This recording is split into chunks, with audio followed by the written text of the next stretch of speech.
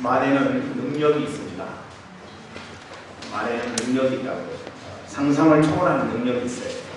말 한마디에 너무나도 아름다운 관계를 가졌던 그런 이웃이 원수가 되기도 하고, 말 한마디에 이 세상 다 해도 당신과 바꿀 수 없습니다. 그런 부부 사이에도 금이 가고, 그래서 헤어지게 되는 그런 상황입니다.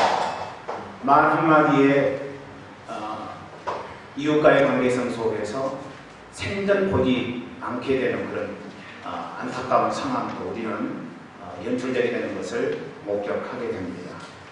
말 한마디 때문에 공동체가 무너지고 심지어는 국가도 무너질 수 있다는 사실 앞에 우리는 말이라고 하는 것이 얼마나 우리의 삶의 근간이 되는가를 생각해 볼 수 있습니다. 그러니까 여러분, 우리의 삶의 기본은요, 언어에 있다고 해도 과언이 아닐 것입니다. 그래서 요한복음은 뭐라고 이야기합니까? 태초에 말씀이 계시니라라고 그렇게 이야기하는 것 아니겠습니까? 물론 그 태초에 말씀이 계시다고 할 때 그 말씀은 예수 그리스도를 의미하는 것입니다만은 이 세상 모든 것이 창조되기 이전에 말씀이신 예수 그리스도가 계셨다는 사실을 성경을 우리에게 분명하게 말씀해 주고 있는 것입니다. 판사가 사형 선고를 하면은 그때까지 죄인이 아니었지만 죄인이 되는 거죠. 죄를 지어서 사형에 해당하는 그런 죄를 지었다면은 판사의 입을 통해서 이 사람은 사형이라고 그렇게 언도를 내릴 때 그 사람이 사형수가 되게 된다는 것입니다. 생전 모르는 남녀가 연애를 하고 그래서 결혼식장에 등장하게 되면은 주례자는 결혼식하는 그 선남선녀에게 물어봅니다. 평생토록 이 자매님을 아내로 맞이하겠습니까? 평생토록 이 형제님을 남편으로 맞이하겠습니까? 그렇게 묻는 질문 앞에 예라고 그렇게 응답을 하게 되면은 그들은 이제 몸을 섞을 수 있는 부부가 공식적으로 되게 된다는 것입니다. 말 한마디에 전혀 관계가 이루어지지 않았을 그런 상태에서 부부의 인연을 맺을 수 있게 되는 것, 그것은 어쩌면 말 한마디가 작은 거지만은 사람을 살리기도 하고 죽이기도 하는 능력을 갖고 있는 것은 아닌가 하는 생각을 갖게 만듭니다. 여러분, 말이라고 하는 것, 그것은 그래서 이제 우리의 삶 속에 용기와 희망을 주기도 하지만 두려움과 또 불안감을, 절망을 주기도 합니다. 그런 관점에서 야고보서는 우리에게 이 혀에서 나오는 말을 이야기할 때 불이라고도 이야기를 했고 노라고도 이야기를 했습니다. 여러분, 불이라고 하는 것은 아주 작은 거지만은 세상을 모두 태울 수 있는 능력을 갖고 있어요. 우리 혀의 말이 바로 그렇다는 것입니다. 어찌 보면은 이 세상을 모두 다 태울 수도 있는 것이 말이라고 하는 것이죠. 뿐만 아니라 배가 제대로 가려면은 노가 있어야 되죠. 노가 보세요. 바람 부는 대로 갈 수밖에 없는 것 아니겠습니까? 그래서 이 말이라고 하는 것이 우리의 삶에 어쩌면 방향을 잡아주는 키가 될 수도 있다라고 하는 것을 성경은 우리에게 제시해 주는 것입니다.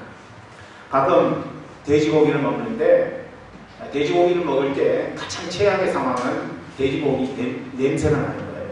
돼지에서 냄새가 나는 거예요. 근데 이제 제가 돼지고기를 먹을 때 저는 그런 것 별로 신경 안 쓰고 맛있게 먹거든요. 근데 그 돼지고기를 먹다가 우리 집사람이 돼지고기에서 냄새가 많이 나네, 이 한마디만 하면은요, 갑자기 정말 맛있었던 돼지고기가 맛이 없어지는 느낌이 팍 듭니다. 그래서 이제 돼지고기를 잘 먹다가 손이 안 가는 그런 상황을 경험하게 되는데, 그 뭐예요? 말의 능력 아니겠느냐는 것이죠. 여러분, 요즘 개콘 코너 황해가 재미있다는 말을 들었습니다. 고객님 당황하십니까? 이렇게 이야기를 하면요, 재밌다는 거예요. 그래서 이제 그 설명을 듣고 황해라고 하는 코너를 봤어요. 진짜 재밌더라고요. 그런데 만약에 제가 설명을 듣지 아니하고 그 황해 코너를 봤으면은 뭐 저게 재밌나? 뭐 이런 생각을 가질 수도 있다는 거죠. 근데 왜 재밌는지 그런 이야기를 듣고 나서 황해를 보니까 진짜 재밌다는 생각이 들었습니다. 이것 또한 말의 힘이라고 하는 것입니다. 어떻게 말하느냐에 따라서, 어떻게 설명되어지느냐에 따라서 여러분, 우리는 우리의 삶 속에서 말에 영향을 받아서 내가 하지 않아도 될 행동을 할 수도 있고 해야 될 행동을 하지 않을 수도 있다는 것입니다. 어떤 교회 이야기에 말에 훈련되지 않은 집사님이 계셨습니다. 주일날 예배 후에 홀로 계신 할머니 권사님이 울고 계셨습니다. 왜 우느냐고 물었더니 그 집사님 때문이라고 합니다. 홀로 사시는 그 권사님에게, 할머니 권사님에게 집사님이 그랬다는 거예요. 논팽이 하나 데려오지요. 여러분, 아기는 없었을 거예요. 외로워 보이니까 그 할머니 권사님에게 위로한답시고 논팽이 하나 데려오지요. 이렇게 이야기한 건데, 그런데 수십 년을 홀로 사신 그 할머니 권사님에게 할 말은 아닌 거죠. 또 어떤 여집사님이 마음이 속상해서 알고 보니까 그 집사님이 이런 이야기를 했다는 것입니다. 자기 딸에게. 뭐라고 이야기했느냐면요. 너는 매주 같다. 이렇게 이야기했다는 거죠. 매주 같다. 그날에도 살쪄서 심한 스트레스를 받고 있는 중학생 딸아이에게 매주라고 이야기한다는 것. 쉬운 일은 아니죠. 물론 그 집사님이 개그로 한 이야기일 수 있습니다만은 당사자는 그것 때문에 상처를 받고 또 그 어머니는 마음 가운데 심한 우울함을 느낄 수 있다는 것이죠. 언어는 인간 존재의 집입니다. 그래서 내가 어떤 말을 하느냐에 따라서 그 마음속에 품고 있는 것이 드러나기 마련이라고 하는 거예요. 그래서 언어하는 습관을 보면요, 인간 됨됨이가 어떤가를 우리는 금세 알아차릴 수 있다는 것입니다. 여러분, 존재의 집은 어떤 언어들로 구성되어 있나요? 아름답고 귀한 말로 구성되어 있습니까? 아니면 늘 분노하고 늘 저기에 찬 그런 마음으로 하는 언어를 구사하고 있습니까?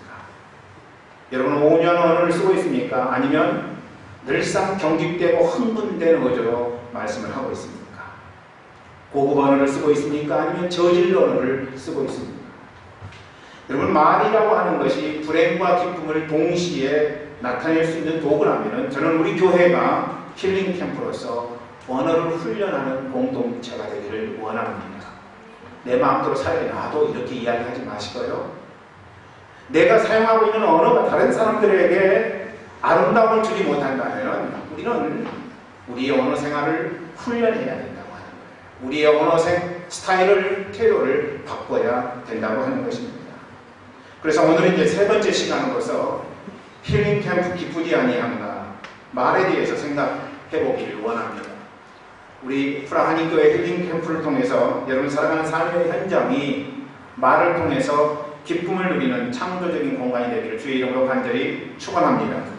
본문은 이렇게 말씀합니다. 오늘 본문의 말씀을 우리가 공동번역본으로 한번 읽어볼까요? 준비되었는지 모르겠어요. 공동번역본으로 읽어봅니다. 시작. 잘 들어라. 심판날이 오면 자기가 짓거린 터무니없는 말을 낱낱이 해명해야 될 것이다. 네가 한 말에 따라서 너는 옳은 사람으로 인정받게도 되고 죄인으로 판결받게도 될 것이다. 우리 개혁성경이나 개혁개정판에 나와 있는 말보다도 훨씬 노골적으로 말 뜻을 설명하고 있는 말씀입니다. 네가 이 땅에 살면서 하고 있는 터무니없는 말을 해명해야 될 때가 오게 될 것이다. 이렇게 성경은 말씀하십니다. 네가 한 말에 따라서 옳은 사람으로 인정받기도 하지만은 네가 한 말에 따라서 그런 사람으로 인정받게 될 것이다. 여러분, 말이 의인과 불의한 자를 가르는 기준이 된다는 사실을 성경은 우리에게 분명하게 말씀해 주고 있습니다. 말로 사람을 살리면 그는 의인이 되는 것이고 말로 사람을 죽이면 그는 불의한 것이 되는 것입니다. 여러분은 어떤 삶을 선택하시겠습니까? 어떤 삶으로 인정받기를 원하십니까? 저는 여러분 모두가 다 사람을 살리는 그런 자로 인정받기를 주의 이름으로 간절히 축원합니다. 대기업 중역이 되어서 일하는 여성분이 있었습니다. 여성이 대기업 중역이 된다는 것 쉬운 일은 아니죠. 그런데 이제 이분의 어렸을 때의 삶은 굉장히 힘들고 어려웠어요. 초등학교 다닐 때 어머니가 일찍 돌아가심으로 말미암아 홀아버지를 모신 가난한 분이었습니다. 신발도 제대로 사신지 못하고 도시락도 제대로 싸가지 못하니까 늘 친구들에게 민폐를 끼치는 그런 삶을 살았습니다. 그런 그 친구를 좋아할 리가 없죠. 친구들이 왕따를 시킵니다. 외로웠어요. 그런데 어느 날 학교를 파하고 집으로 돌아가는데 그 누군가가 어깨에 손을 얹습니다. 뒤를 돌아보니까 담임 선생님이었어요. 담임 선생님이 그 아이에게 하는 이야기, 그것은 너는 보통 아이가 아니야. 너는 꼭 성공할 거야 라고 하는 정말로 따뜻함이 묻어나오는 그런 말이었습니다.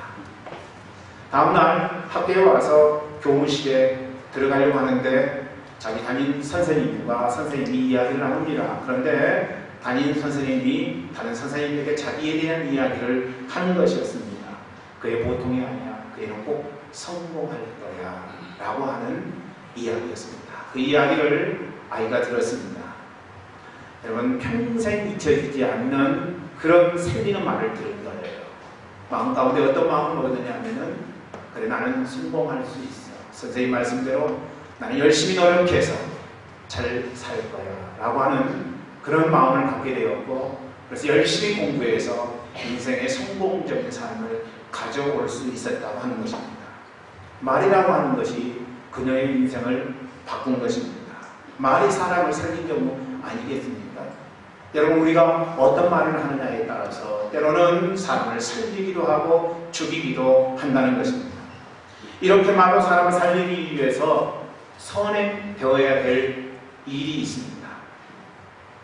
저는 여러분과 함께 이제 세 가지 말이 살리는 말이 되도록 하기 위해서 우리의 삶 가운데 선행되어야 될 일들을 생각해 보고자 하는데, 그 첫 번째는 뭐냐면요, 말에 앞서서 말하는 사람의 심령에 사랑이 녹아져 있어야 된다는 것입니다. 전쟁으로 한쪽 눈을 잃은 왕이 있었습니다.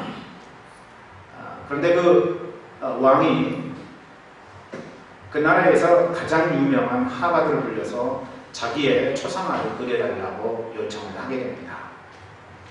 3명의 화가가 부름을 받았어요.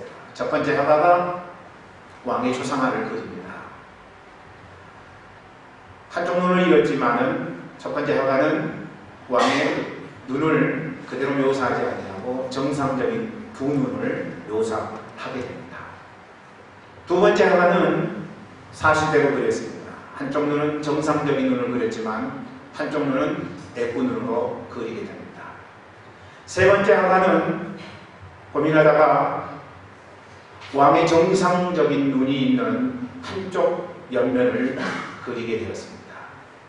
여러분이 만약 화가라면 어떤 그림을 그리기를 원하십니까? 물어보나 마나한 것이죠. 세 번째 화가가 되어야 되는 것입니다. 첫 번째 화가는 여러분 아름답게 그리기는 했습니다만은 거짓말로 그린 것이죠. 두 번째 화가는 사실대로 그렸습니다만은 어쩐지 그 그림을 보면은 뿔뿔한 그림이 되고 말았다는 것이죠. 세 번째 화가는 거짓말하지 않으면서 사실적으로 그리면서도 여러분 아름답게 그림을 그렸다고 하는 것입니다. 이렇게 여러분 상대를 배려하는 마음 그리고 사랑하는 마음이 우리에게 온전한 표현을 할 수 있도록 만드는 것은 아니겠는가. 그래서 이제 우리의 마음 심령 속에 있어야 될 것은 뭐냐면요, 사람들에게 다가갈 때 먼저 사랑하는 마음을 갖고 나가야 되는 작업이 있어야 된다는 것입니다. 우리가 만나는 사람은요, 전부 다 우리가 인정할 만한 사람만 만나는 게 아니에요. 저 사람은 다시 만나고 싶지 않은 사람들도 만날 수 있고 정말 보기 싫은 사람을 만날 수도 우리는 있습니다. 그런 사람을 만나고자 할 때 우리의 마음 심령 속에 가져야 될 것은 뭐냐면은 하나님 제 의지적으로는 사랑의 마음이 전혀 생기지 않습니다. 하나님께서 제 마음을 붙들어 주셔서 저 형제님을 저 자매님을 만날 때 주님께서 나가시는 사랑의 마음으로 녹아지게 하시고, 그래서 그 마음을 가지고 나아갈 수 있도록 은혜 베풀어 주시옵소서. 우리가 이렇게 하나님 앞에 기도하고 나갈 수 있다면 우리는 만나는 사람과의 관계성 속에서 강팍한 마음보다는 훨씬 사랑의 마음으로 다가갈 수 있지 않을까 하는 생각을 갖습니다. 가늠하다가 붙잡힌 여인이 있었어요. 예수님은 그녀를 불쌍히 여기셨습니다. 그녀를 향해서 우리 주님께서 측은한 마음을 갖고, 그리고 그녀에게 돌팔매기를 하려고 하는 사람들에게 나아가셔서 죄 있는 자가, 죄 없는 자가 이 여인에게 돌팔매질을 하라고 말씀을 하시게 됩니다. 사람들이 자기의 모습이 부끄러워서 하나둘씩 떠나게 됩니다. 여러분, 이 땅 위에 살면서 어떤 인생 치고 제약에 노출되지 않은 인생은 없습니다. 우리는 매일 거짓말하고, 우리는 매일 부정적인 모습으로 응답하고, 사람을 속이기도 하고, 여러분, 우리의 삶을 뜯어보면요, 제약투성이라고 하는 사실 앞에 응답할 수밖에 없습니다. 그렇기 때문에 오늘 그 자리에 모여서 가늠하다가 붙잡힌 그 여인에게 돌팔매질을 하려고 했던 모든 사람들이 결국에는 다 물러가게 되고 예수님과 여인만이 남게 됩니다. 여인에게 우리 주님께서 말씀하셨어요. 다시는 이렇게 하지 말라. 다시는 이렇게 하지 말라고 하는 것입니다. 예수님께서 그녀의 잘못을 추궁하지 않았어요. 그녀의 잘못된 것을 이야기하지 않았습니다. 여러분, 예수님께서 하신 말씀은 다시는 이와 같은 일을 하지 말라고 하는, 그녀의 죄악에 대해서 노출시키지도 아니하고, 그녀의 잘못에 대해서 인정하라고 요구하지도 아니하고, 그냥 다음부터는 이렇게 하지 말거라 하는 그런 말이었습니다. 여러분, 이것이 바로 살리는 말 아니겠습니까? 누가복음 15장에는 두 명의 탕자가 나옵니다. 한 탕자는 처남이고 다른 탕자는 큰아들이었습니다. 여러분, 작은아들은 정말로 말 그대로 탕자였습니다. 아버지에게 분깃을 달라고 이야기한 다음에 그 재산을 가지고 먼 나라로 가서 화랑방탕하게 다 사용했습니다. 아무것도 먹을 수 없는 돼지 지형열매를 먹는 순간에 아버지의 사랑과 아버지의 은혜가 생각이 납니다. 그리고 내가 여기서 줄여죽지 아니하고 아버지 품으로 나아가겠다. 마음 가운데 생각하는 것은 뭐냐면은 내가 아버지 아들이라는 일컬을 받지 않는다 할지라도 종으로서 아버지 집에 가서 아버지의 품으로부터 나오는 은혜를 경험하고 싶다 하는 생각을 갖게 되죠. 작은 아들이 돌아옵니다. 거리가 아주 먼 상황이었는데 동구밭 나무 아래에 있었던 아버지는 아들이 오는 모습을 발견하고 뛰쳐가죠. 그리고 아들을 얼싸안게 됩니다. 아버지가 돌아오는 아들을 향해서 용서를 빌어라고 말씀하시지 않았어요. 아버지의 행동과 아버지의 말 속에서 이미 아들을 용서하는 아버지의 사랑이 녹아져 있었던 것입니다. 반면에 큰아들은 어떻습니까? 큰아들이 이야기한 것은 사실일지 모릅니다. 아버지, 내가 아버지를 위해서 열심히 일했지만 아버지가 나를 위해서 송아지를 잡아준 적 있습니까? 재산을 허락망당하고 돌아온 저 작은 아들을 위해서는 가락지를 끼웠는데 아버지가 나에게 가락지를 끼운 적 있습니까?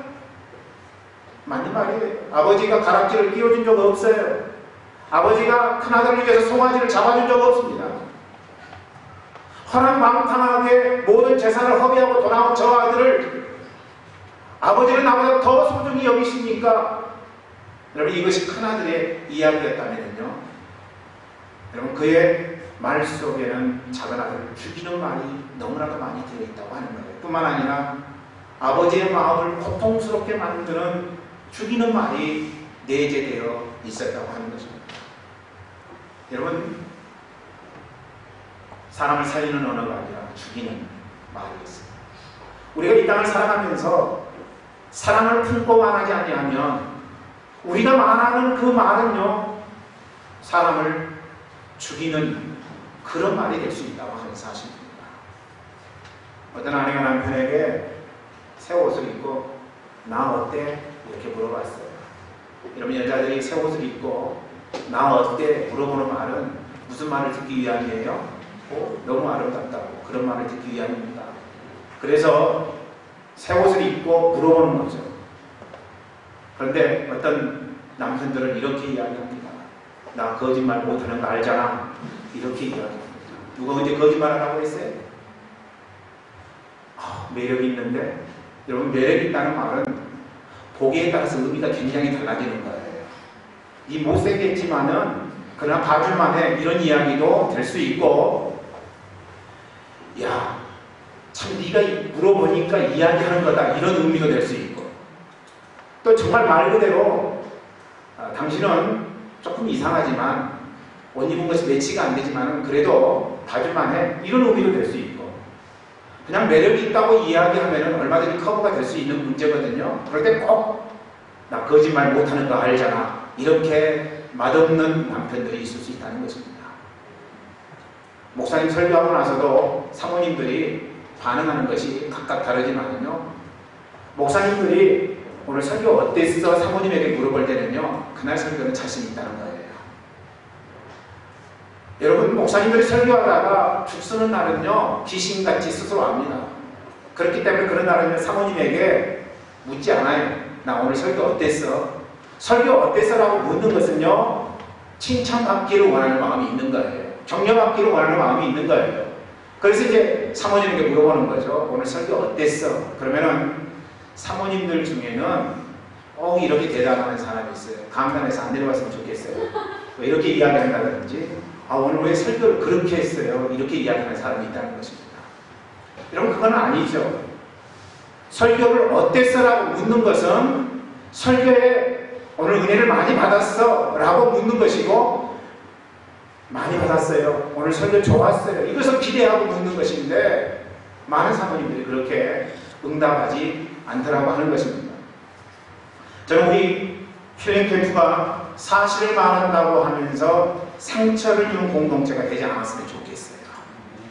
사실을 말하는 것도 굉장히 중요합니다만, 그러나 사실을 말하면서도 상처를 주지 않는 지혜가 우리 가운데 필요하다는 것이죠. 뿐만 아니라 기분 좋게 하려고 거짓을 말하는 것도 우리 공동체는 배제했으면 좋겠습니다.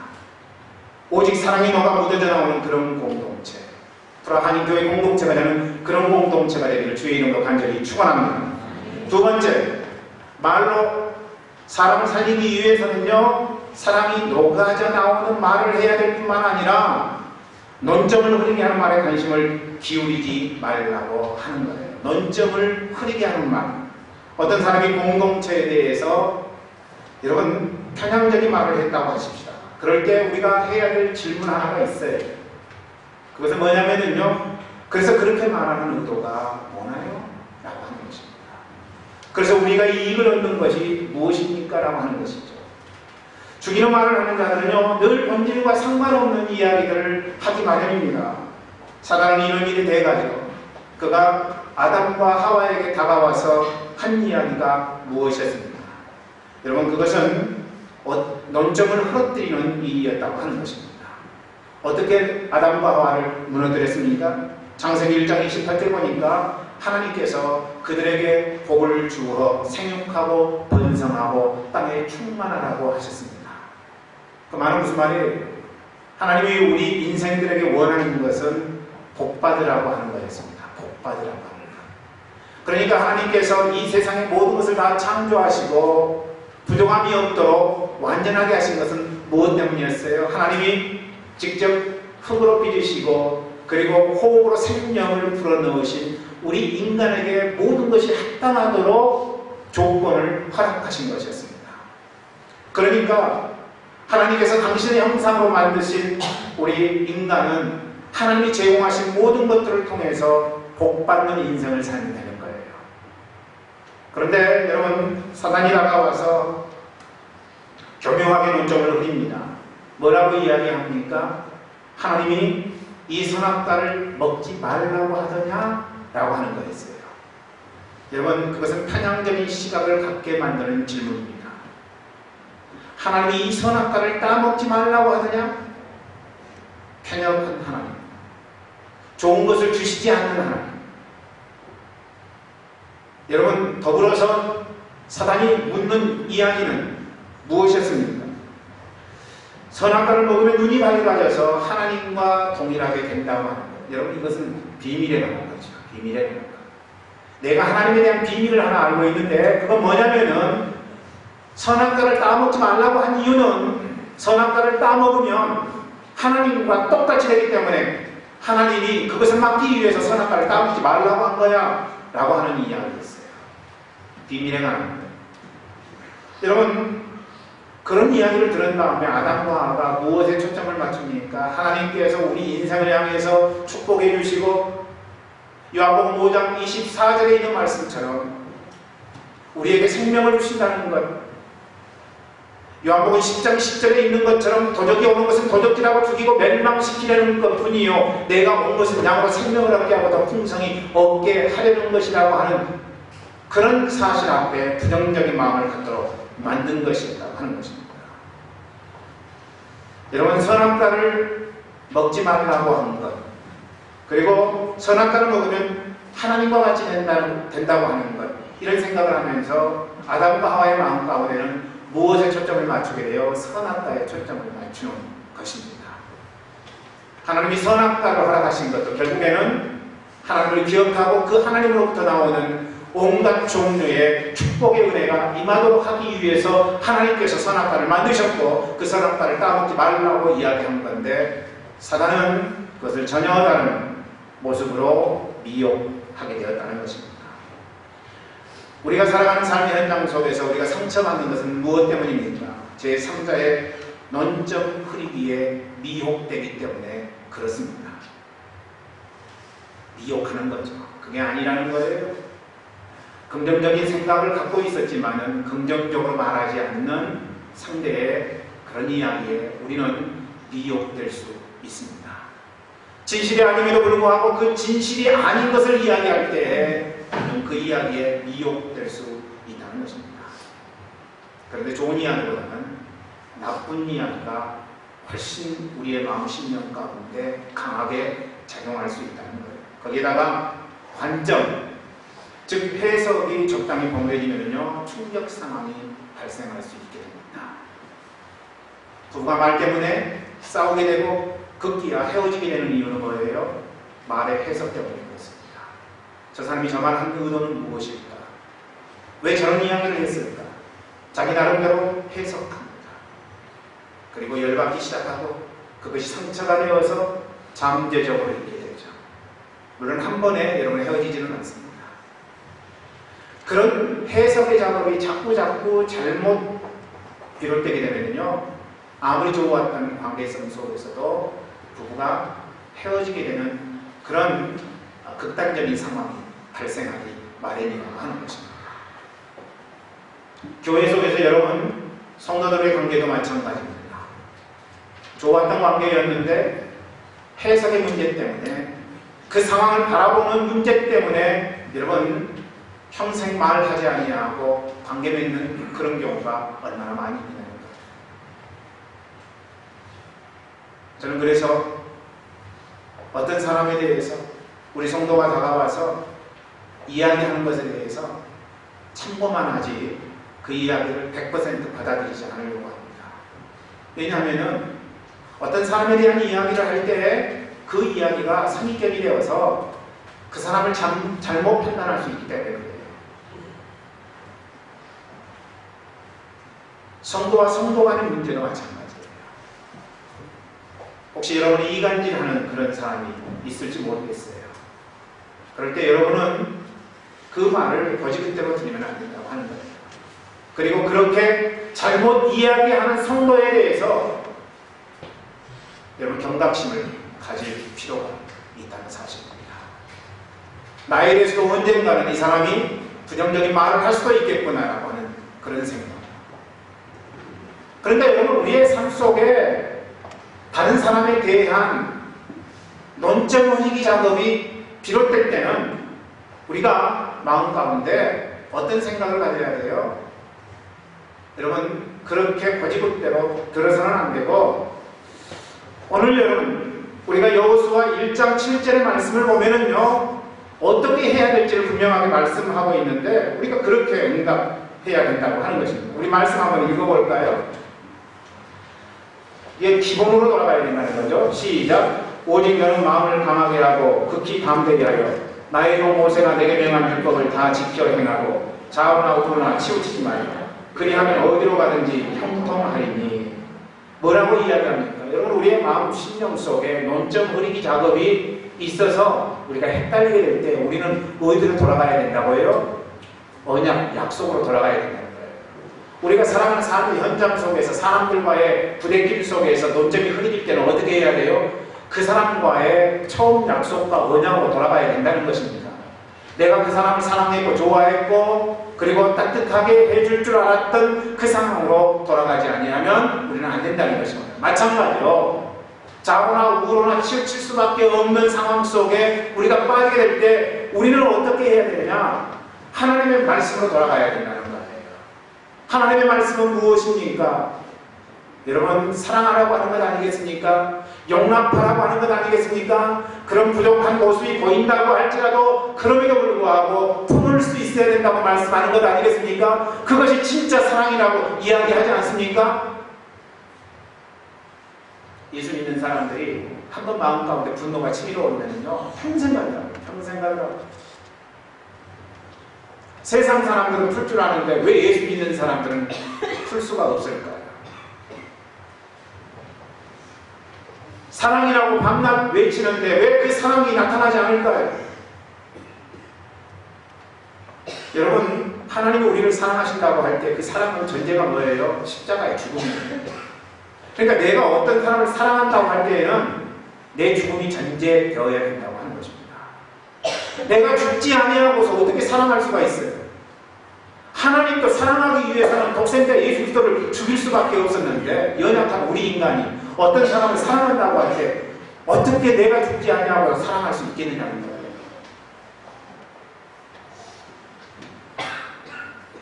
여러분, 언약으로 돌아가요. 우리 주님이 우리에게 뭘 말씀하셨는지, 그 사람과 나 사이에 어떤 약속이 있었는지 첫사랑으로 돌아가는 작업이 우리의 삶 가운데 분명히 있어야 된다고 하는 것입니다. 저는 우리 교회 공동체가 그런 힐링 캠프가 되기를 주의 이름으로 간절히 축원합니다. 세 번째, 사람을 살리기 위해서는요, 부정의 언어가 아니라 천국 언어를 사용해야 된다는 것입니다. 사람들은 부정의 말에 굉장히 익숙해져 있어요. 사람은 16세까지 17만 3천 개의 부정적인 메시지를 받습니다. 어떤 할 일 없는 사람이 이것을 다 세웠는지는 모르겠습니다만은 그렇게 이야기하니까, 언어학자가 그렇게 이야기하니까 그런 줄 알아야죠. 반면에 긍정적인 메시지는요, 16세까지 1만 6천 개라고 합니다. 하루 평균 29.6 대 2.7개. 넉넉하게 잡아서 10대 1의 산술적인 결과입니다. 그래서 이제 인간은요, 긍정적인 대화보다는 부정적인 대화가 더 훨씬 쉬워요.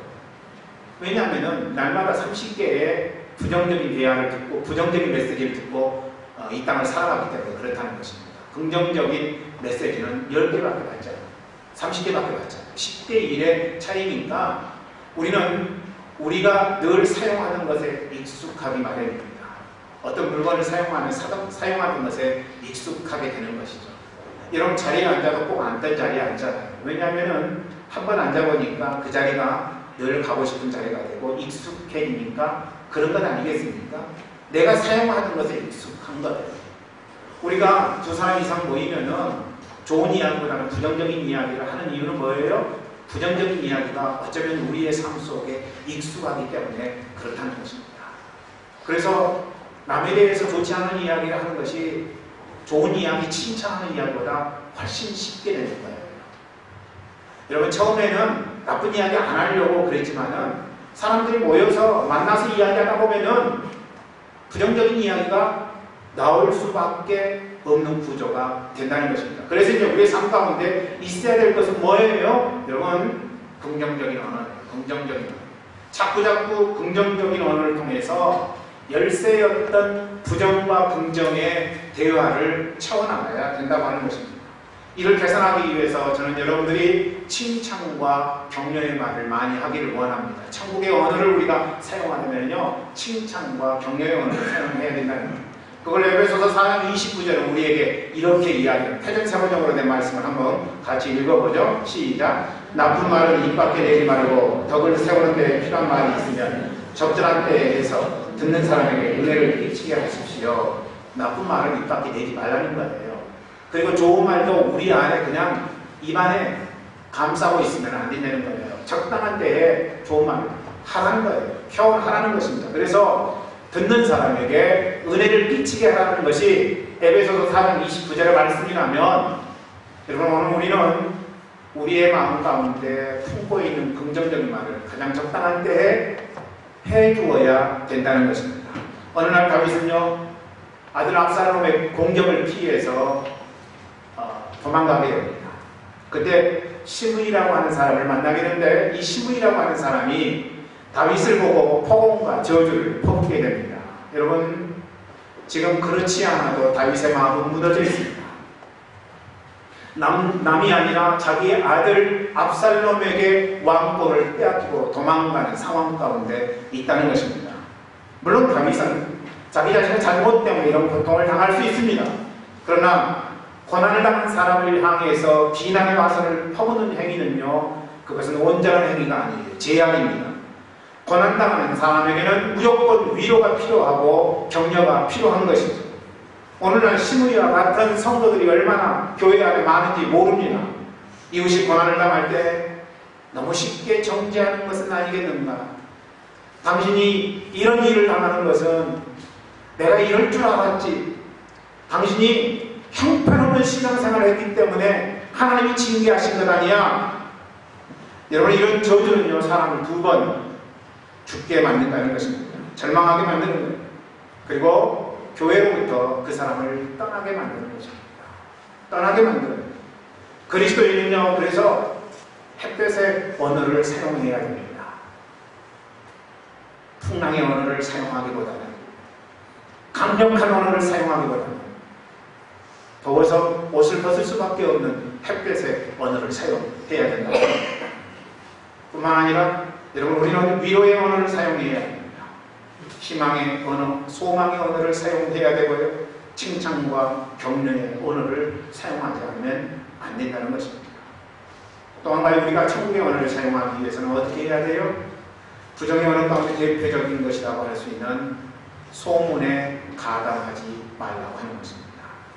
루머라고도 하고, 마타도어라고도 하고, 흑색선전이라고도 하고, 유언비어라고 표현하기도 합니다만은 표현이야 어떻든지 간에 다 비슷비슷한 이야기입니다.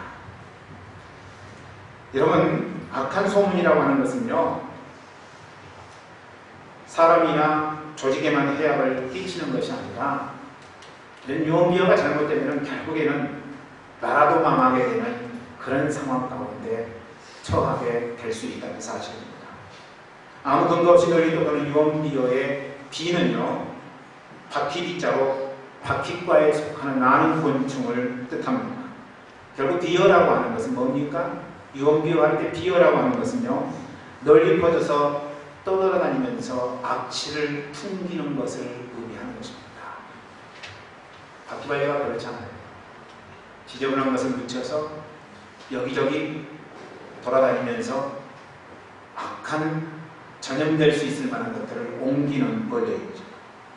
흑색 선전이라고 풀이되는 마타도라 말은요, 죽이다라는 뜻을 지닌 스페인말 마타르이에서 갈라져 나온 단어입니다.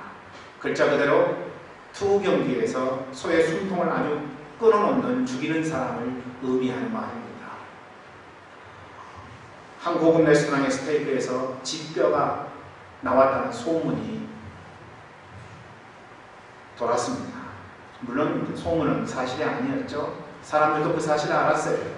그런데 그 이후부터 그 식당은 손님이 끊기게 됩니다. 왜냐하면 사람들이 그 식당에서 음식을, 고기를 먹으려고 하는데 쥐 고기가 생각나기 때문이었습니다. 여러분, 이렇게 소문은 순식간에 사람들에게 영향을 주는 거예요. 영향을 줍니다. 특히 그 사람하고 가까이 지내는 사람으로부터 어떤 소문에 대한 이야기를 듣게 되면 사실로 확인되기 전에 그건 사실이 됩니다. 친한 사람이 한 이야기입니까? 사실일 거야.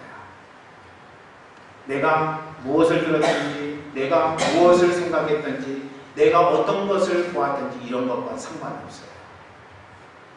내 경험이 아니라 그 사람과 친한 사람의 경험이 내가 느꼈던 느낌이나 생각들을 다 소멸해버리고 만다는 것입니다. 그리고 나도 그 악소문에 포함되어져서 그 사람에 대한 좋지 않은 소문을 내는 그런 가담자가 되게 된다는 것입니다. 여러분, 우리 인생은 좋은 말하고 살기에도 그리 길지 않습니다. 우리 옆에서 듣고 계신 분이 있어요. 그렇지 않습니까? 우리 옆에서 듣고 계신 분이 계세요. 그분이 출애굽기 23장 1절을 통해서 우리에게 이렇게 이야기합니다. 같이 읽어보죠. 시작. 너는 허망한 풍설을 전파하지 말며 악인과 연합하여 우함하는 증인이 되지 말며. 허망한 풍설을 전파하지 말라고 이야기합니다. 누가요? 내 옆에 계신 하나님께서, 나와 동행하시는 그 주님께서 오늘 우리의 삶 가운데 풍설을 전파하지 말라고 이야기합니다. 연합하여 모함하는 증인이 되지 말라고 이야기합니다. 여러분, 모함하지 마세요. 어떤 사람에 대해서, 어떤 인생에 대해서, 어떤 공동체에 대해서 정확한 근거나 데이터에 의해서 말하세요. 그 말도 가려가면서 지혜롭게 해야 될 필요성이 있다는 사실을 여러분에게 말씀드렸습니다. 오늘의 말씀을 다 정리했어요. 사람 살리는 말을 하기 위해서 우리는 어떻게 해야 된다고 말씀드렸습니까? 심령에 사랑이 녹아져 있어야 된다고 말씀드렸어요. 그리고 논점을 흐리는 말에 우리가 미혹돼서는 안 된다는 거죠. 우리가 중심에 있어야 될 것은 사실 하나님의 말씀입니다. 좌로나 우로나 치우쳐서는 안 된다는 것입니다. 세 번째로 천국 언어를 사용하라고 하는 것. 천국 언어를 사용하기 위해서 우리가 어떻게 해야 됩니까? 여러분, 칭찬과 격려를 하고 그리고 소문에 가담하는 삶을 살지 말라고 하는 것입니다. 저는 우리 힐링 캠프가 이렇게 훈련되기를 원합니다. 언제까지요? 천국에 들어가는 그날까지. 잘 안 될 수 있습니다. 우리는 연약한 자라서 한방 하나님 앞에 하나님, 제가 좋은 말만 하겠습니다. 이렇게 고백했다가 열받으면 나쁜 말 하는 것이 다반사예요. 저도 그렇게 여러분에게 말씀드리지만은 저의 말을 통해서 상처받은 사람들도 얼마든지 있을 수 있습니다. 그러나 내가 한계에 부딪히면 부딪힐수록 고백되는 것은 뭐냐면 하나님 말을 훈련하겠습니다. 더 좋은 말을 하겠습니다. 더 사랑의 언어를 하겠습니다. 천국 언어를 하겠습니다. 하나님, 내가 천국 가는 그날까지 그 작업을 쉬지 아니하고 하겠습니다. 라고 하는 고백. 여러분, 오늘 이 시간 우리가 할 수 있는 고백이 그 고백 아니겠습니까? 여러분, 옆자리에 있는, 앞뒤자리에 있는 형제자매는 어떤 분들입니까? 내가 그렇게 부정적인 언어를 할 만한 사람들입니다. 하나님께서 자기의 핏값으로 사신받은 하나님의 사람들이라. 얼마나 귀중하고 얼마나 소중합니까? 얼마나 아름다운 사랑입니까? 이 시간 우리 찬송하면서 주님 앞에 응답합니다. 하나님 아버지, 불안인교회 처음 온 민경선 집사님, 명소숙 집사님, 주께서 장중에 붙드셔서 육신은 날로 후퇴하지만 마음 심령 가운데 있는 성령은 날로 새로워질 수 있도록 주님 동행하여 주셔서 하나님 건강한 삶을 살 수 있도록 복내려 주시고 하나님 뜻을 알므로 하나님 뜻 앞에 응답하는 아름답고 귀한 삶이 되도록 주님 함께해 주시옵소서. 지금은 우리 주 예수 그리스도의 놀라우신 은혜와 아버지 하나님의 크신 사랑하심과 성령의 감화 내조 충만하심이 오늘 말씀을 따라 하나님 말할 때마다 살리는 말을 하기를 원합니다. 우리의 마음 심령 속에 사랑이 녹아질 수 있도록 도와주시옵소서. 논점 흐린 그런 상황이 발생할 때 하나님 가장 기본으로 돌아갈 수 있도록 도와주시고 하나님의 말씀 앞에 응답하는 자 될 수 있도록 도와주시며 이제는 하나님 저희가 천국 언어를 쓰기로 결단하게 하시되 칭찬과 격려를 더 많이 하게 하시고 소문에 근거한 삶을 살지 아니하도록 주님 붙들어 주셔서 우리의 인생이 하나님 동행하시는 그 놀라운 은혜 앞에 응답하며 주님 인정받는 거룩한 하나님의 백성들로 그렇게 삼아주시고 그렇게 결단한 지금부터 주님의 귀한 백성들 머리 위에 가정 위에 직장 위에 사업 위에 공부 위에 미래 위에 지금부터 영원토록 함께 하시기를 간절히 축원하옵나이다. 아멘.